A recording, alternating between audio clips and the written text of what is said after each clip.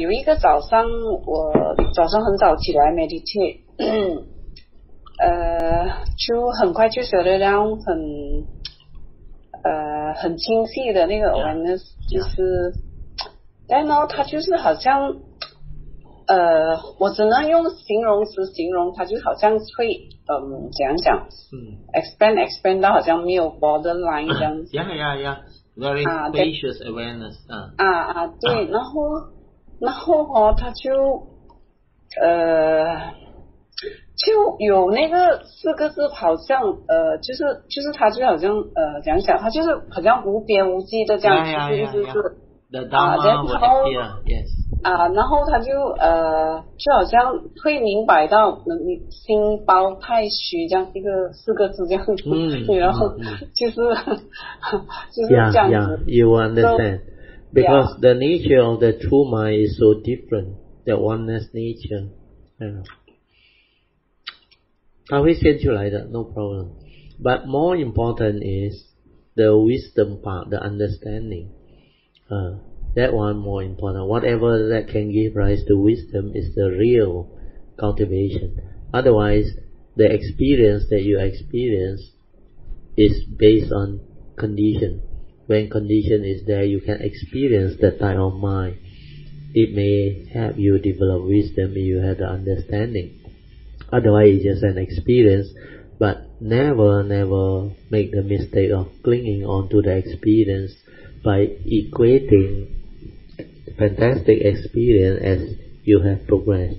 As long as the wisdom is still not there, that so-called experience is just part and parcel of the way cultivation. So more important is to develop wisdom, understanding of the awareness nature deeper and deeper, then come out into daily life. The daily life, daily mindfulness, sati sampajana is very important. Without that, you cannot see a subtle delusion. That's why all of formal meditation alone is not enough. You must see all this subtle defilement behind. The mundane mind, before it really collapses, after you have developed the wisdom, you need to go through that phase of daily mindfulness to understand how it stirs, how it reacts, how it comes out with the views, opinion, and the conditioning, the memory, the sankhara activity, everything. Then the day Christina sent out the J. Krishnamurti code is very good, very good. Teach you how to observe the choiceless awareness, where not only you don't make choice, there's a lot of other things you also don't do. Maybe I read to you all. It will help. So this one is very important. To know oneself, means self-knowledge, is to observe what one thinks. 听到吗？你的 sankhara and all those things, 好像我刚才跟你讲 how one feel, not just superficially, but to be deeply aware of what is without condemnation, means without the egoic mind to condemn, without any judgment, without duality, without 分别心, without evaluation or comparison, means analysis or reasoning. You say try it, and you will see how extraordinarily difficult it is for a mind that has been trained for centuries to do all this comparison, means your memory, your views, your opinion, and your habitual tendency, your belief system, all things. Because for century or maybe millennium, to compare, to condemn, to judge, to evaluate, to stop that whole process and simply to observe what is, which is the reality, so that you can understand what one is, means your true nature. The form and mind is not the real you. So this is how you meditate, to really understand oneself, means the two aspects of you, the mundane aspect, which is the form and mind, and the true nature. So to know oneself is to observe what one thinks, means your thought process, your sankhara, then what one feels, your feeling, your emotion, your whatever mind states. Then not just superficially, but to go deeply, to be deeply aware of what is, without the mundane mind interfering, means the condemnation, judgment, views, opinion, means to see things as they are. This is meditation. That's why I say stabilize your awareness to observe. Don't do anything. Don't try to know. Don't try to do anything. In the name of meditation, just aware. Then you will understand. You will understand who are you, what are you, how your mind stir, how the content of consciousness went in, how the wrong thought condition you into evil tendencies. So all this you will understand. So this is real meditation. So what I want to explain to Alicia is, it's not the experience. Is the understanding that arises through observation, through understanding what is going on in life within your form and mind. When you understand yourself, you understand others. When you understand others, you understand the world. Otherwise you cannot understand the world. The world is the world. Condition like that, things be like that. That is the beauty of Dhamma. Okay? Alicia, 明白啊？明白 ，Brother Teo，还是 daily mindfulness。对，一定要 go back to daily mindfulness. Silent to observe is not the special mind state that you experience in formal meditation. That one is to assist you to realize cessation, nibbana. That one maybe you will need to develop it later. Then initially is to stabilize the awareness nature, you need the formal meditation. Well, your senses are not active during that time, so it's easier to do it, to meditate, to stabilize that. Then after that, you must come out of it into daily life, to see all the subtle movement, the feeling, the emotion, the thought process. Through that observation, you will understand. Means, observe without the observer.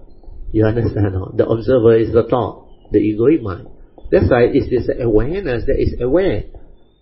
There is no egoic mind to condemn, to create duality, to have judgment, to analyze, to discriminate, to give reason, like a lot of people do. Like just now you mentioned, why my son like this and like that. Then all these things are the mark that we introduce through the mundane mind. We created them. So observation is to see all this without the mind, the mundane mind coming in. So all this is daily mindfulness. You cannot develop that type of wisdom through all the formal sitting and all those things. No. Well, most of the time under that condition, your mind is very quiet, very still, aware. But during that time, where your spiritual faculty is there, your mental hindrances are all at bay. It cannot surface. That's why you have to come out into light. It's only in the midst of light that your mundane mind can do all those funny things, stir, react, and create all these things for you to see.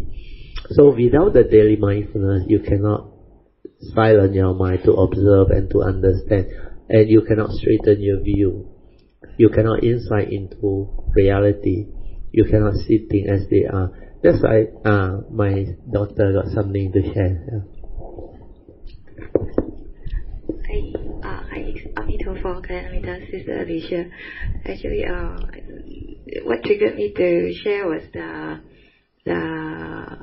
scenario is actually very similar to Sister PG's scenario about the rain. And then it relates also to J. Krishnamurti's quote that we just shared about judgment. So the simplified scenario about the rain was that there was a preference for no rain versus rain. And then also the judgment that caused the negativity. From this case, right, that this scenario, it could be the preference that staying with me is better than staying outside. Yeah.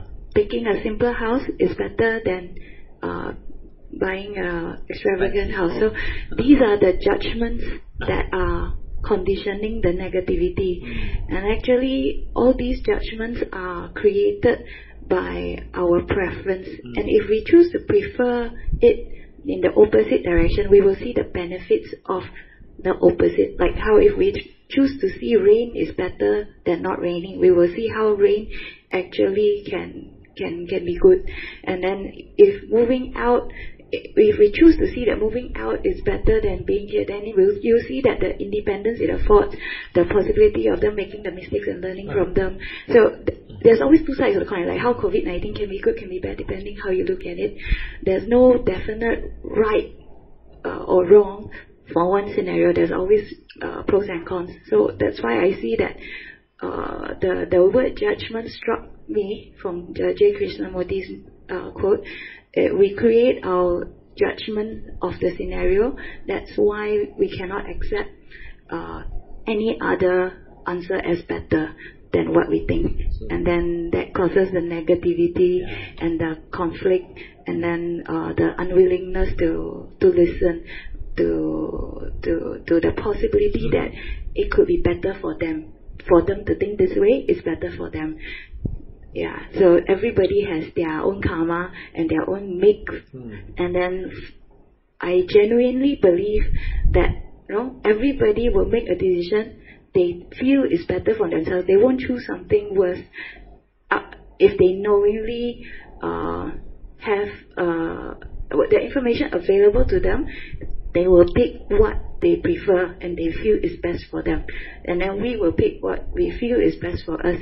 So we can't really apply our judgments onto other people's decisions. That's what I feel. Thank you. Okay, very good, Santyo. So we had all this understanding unfolding. So like J. Krishnamurti said, my daughter catched the word judgment. That's why when you start to have judgment, means your views, your opinion, your conditioning all come in. That's why with judgment there is condemnation. You start to condemn. Well, you believe in right and wrong. I always say, right and wrong exist, but it pertains to the conditioned world. Conditioned world has duality, has all this Dhamma thing, has the Four Noble Truths. Birth, old age, sickness, and death, everything it has.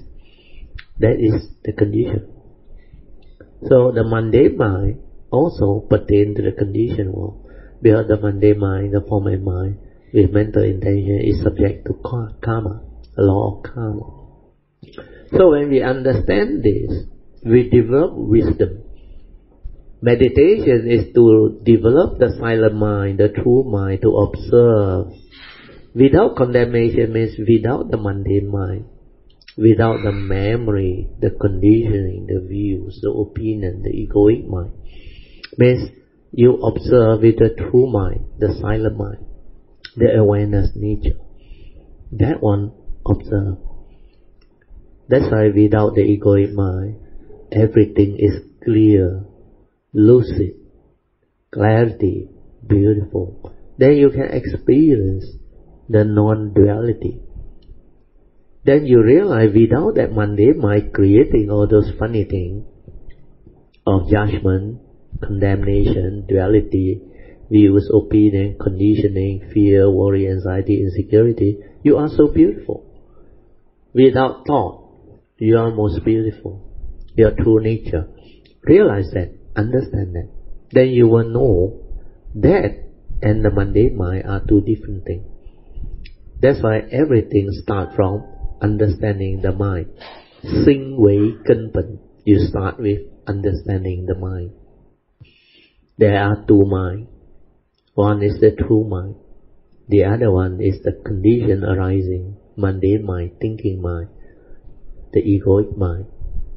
See that, observe that, understand that. Then you will come to know the five aggregate of formal mind is empty, not real, like the Buddha said.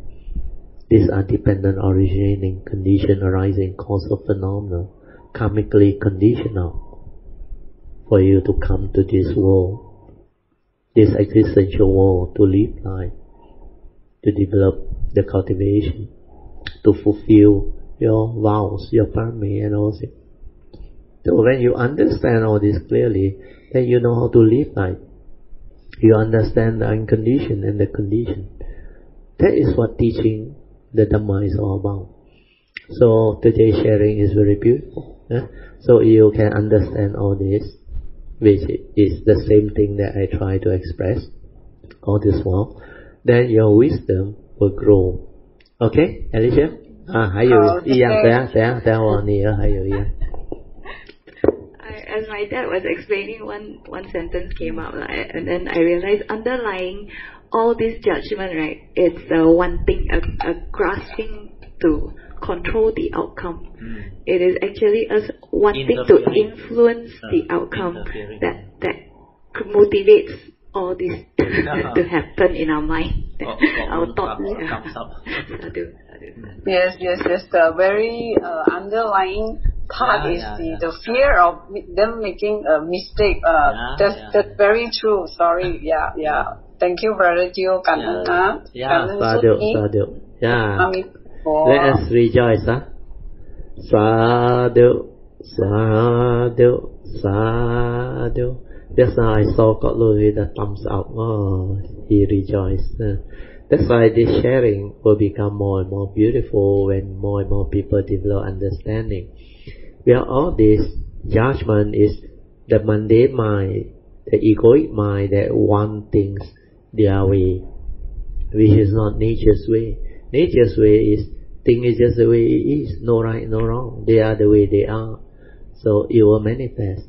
When you interfere, conflict will arise, misunderstanding will arise. Where you want things your way, which is not what they think or what they believe in. So all this judgment, or what we call views and opinion, they come from the egoic mind that doesn't have the understanding, where we think we exist. That's why we want to talk about the I, the me, the personality, the ego, and then the evil roots, grasping, clinging, all of the emotion, they will surface, the greed, hatred and delusion, where it comes from that personality, the egoic mind that wants to own things, have things, wants to be right, and telling you this is my life. Why you want to interfere? Because like my doctor said, the way you perceive it, you put your shoe in the other side, then you start to understand them better. Otherwise you always think from your side, why my children like that? Why are they this way? Or why my neighbor like that? Or why my loved ones, they cannot understand me, how I sacrifice, how I do all this for them. That is according to your views, opinion, and perceived reality, where you think you have sacrificed a lot. That is according to your egoic thought, your selfishness, where you think this is good for them. This is what you think they must do. But the world is not what you think. The world is the world. People are just the way they are. They have their own opinion, their views, and their own karma. They do things differently. They perceive things differently. So we have to accommodate all this understanding so as we can have the wisdom to go above, to transcend duality, to transcend views, opinion and all things. Means when you live in the existential world, there is duality. You must understand, you must accept. But you transcend them in the sense that you do not fall into delusion, deceived by them. That's why this mundane mind is for you to use, but not to be deceived by it. Not to be dragged into the duality, the conflict, the misunderstanding, the argument, the condemnation and all those things. This one is delusion. So observation to develop this wisdom and understanding, to straighten your view, is what the Dhamma is all about. Observe through mindfulness. Silence your mind. Then when there is no one inside there to do anything, then you start to realize the mundane mind is the mundane mind. Through delusion, it still react and it condition negativity. That's how suffering come about. Then when you understand that, you understand the noble truth. the cause of its arising is sakkayaditthi, that condition you to grasp and cling and hold on to these views, opinion and conditioning, and the condemnation and the judgment. So without this, you are beautiful. You are just the way you are. They are just the way they are. Then there is suchness, the reality. Then when you can come to terms with the reality and be at peace with the reality, then you realize life is so simple, so beautiful. The acceptance liberates the mind. Then you just live. There's no reality. Hey no you, hey no me. Everything just dependent originating. Come and go, come and go. So when you have this understanding, then what my teacher shared with me become very beautiful. Only mighty nature rolling by. If we just accept everything as natural, then we will be at peace. So all these would surface and become very beautiful. Then like the Diamond Sutta, 一切有为法 well conditioned Dhamma are like that. They are dreamlike 如梦幻泡影。如露亦如电，应作如是观。So all this surface when you understand, and it become very beautiful. Okay.